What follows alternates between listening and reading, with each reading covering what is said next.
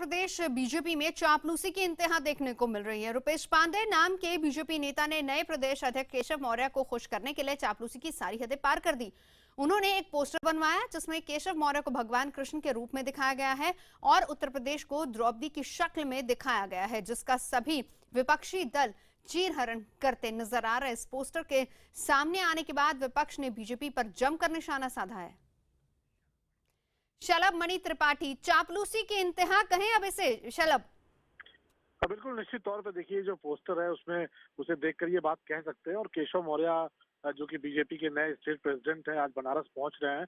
उनके स्वागत के लिए इस तरह के कुछ पोस्टर लगाए गए हैं। उसके अलावा सोशल साइट्स पर भी ये पोस्टर काफी फ्लोट किए गए हैं, जिसमें केशव मौर्य को कृष्ण के अवतार के तौर पर दिखाया गया है।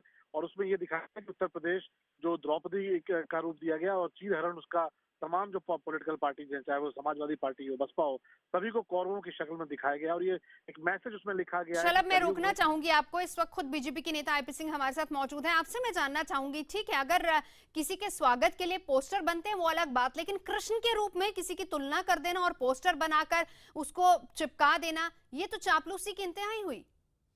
अब बिल्कुल इस बात से मैं सहमत हूं कि लाखों कार्यकर्ता अपने प्रदेश अध्यक्ष के स्वागत के लिए सड़कों पर निकला है। लोगों ने तमाम प्रकार की होर्डिंग, बैनर, पोस्टर, जो भी यात्रा उनकी चल रही है। अभी परसों में उनकी यात्रा में लखनऊ से और इलाहाबाद के लिए चला, तो 4 जिलों को कवर कर रहे थे। तो लाखों की तादाद में वर्कर्स भी आए और जनता भी आई।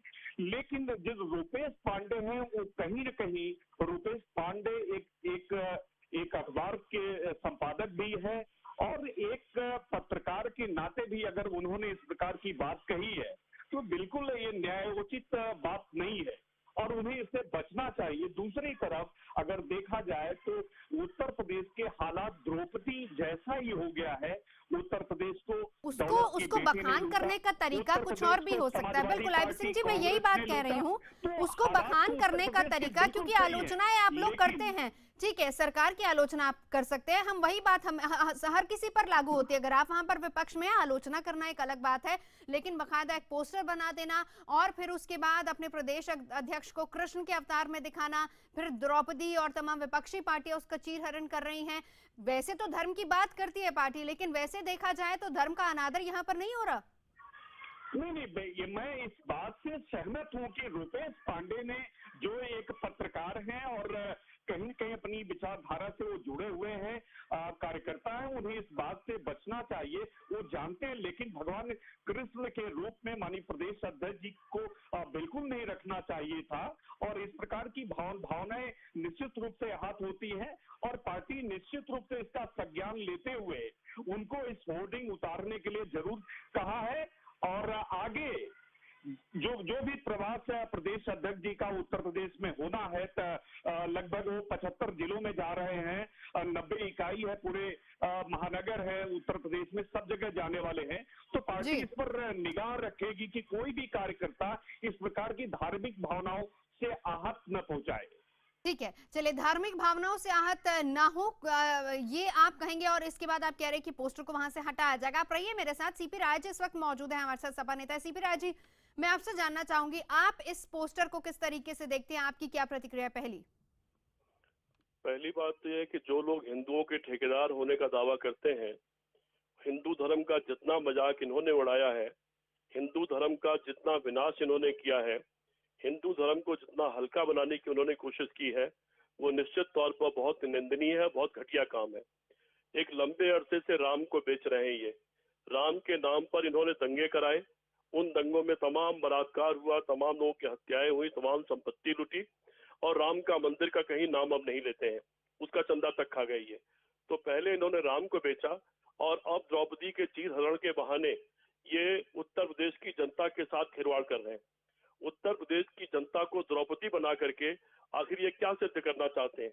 क्या उत्तर प्रदेश के 22 करोड़ लोग, मैं द्रौपदी को सम्मान की दृष्टि से देखता हूँ, क्योंकि वो पहली नारी थी जिसने चुनौती दी थी व्यवस्था को, सत्ता को और पुरुषों को सत्ता को।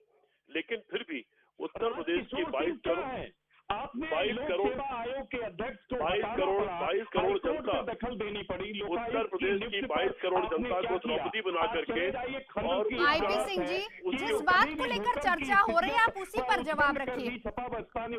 आईपी सिंह जी वो बात अलग है, यही बात हो रही है। ठीक है, आप भी इस बात को समझ रहे हैं, आप भी मान रहे हैं। आईपी सिंह जी सुनिए, आप भी इस बात को मान रहे हैं, ठीक है, जो पोस्टर लगा वो गलत है। ये मैं सीपी राय जी को बता दूं कि उनकी प्रतिक्रिया यही आई है कि जो पोस्टर लगा है वो गलत है, ये बात वो भी मान रहे हैं। लेकिन आईपी सिंह जी इस बात का भी जवाब दीजिए कि जिस तरीके से ये धर्म का अनादर ही अब इसको कहा जाएगा। देखिए, मैंने कहा ना कि जिस भी वर्कर ने ये लगाया वो पत्रकार हैं, उन्होंने जो कुछ भी किया उन्हें इससे बचना चाहिए। आगे भारतीय जनता पार्टी अपने कार्यकर्ताओं से अपेक्षा करती है, उत्तर प्रदेश की जनता से अपेक्षा करती है, और कोई साजिश भी इसमें हो सकती है।